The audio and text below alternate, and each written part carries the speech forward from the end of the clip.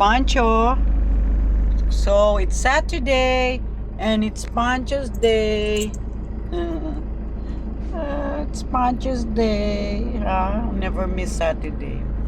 Unless I'm in Manila, diba? You understand that, right?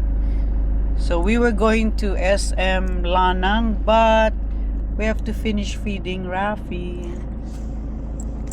Ay, okay lang with you, Pancho, no?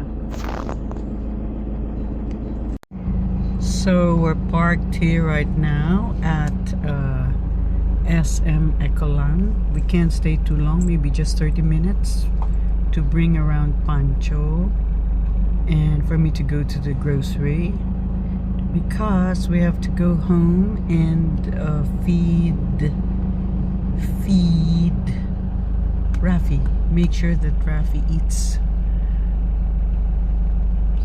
So we shall see you later. Ta-ta. Okay, so Pancho, you're getting ready. So we're bringing down your stroller. Huh? Getting ready na si Pancho. Panchito. Panchito, look at mama. Look at mama.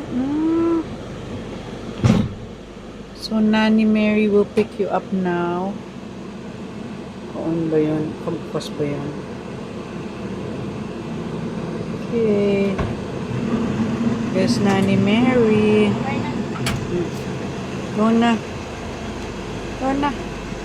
Ay, kunin mo yung bag ko. Ito.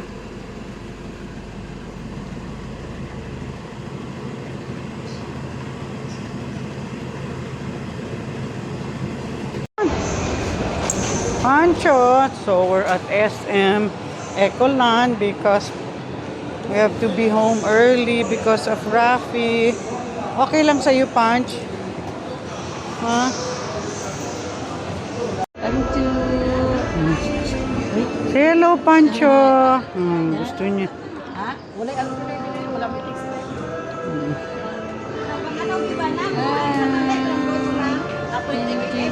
See? Pancho comes alive when when he sees his fans. No, you come alive, baby, now when you see your fans, no? Ha? Sige, pasyal mo siya. Titingin ako dito sa mga art supplies. See? Pancho loves it.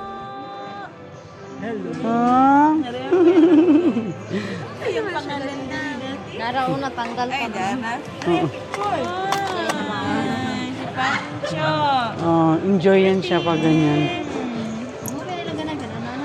Pag hindi yan binate, naaantok.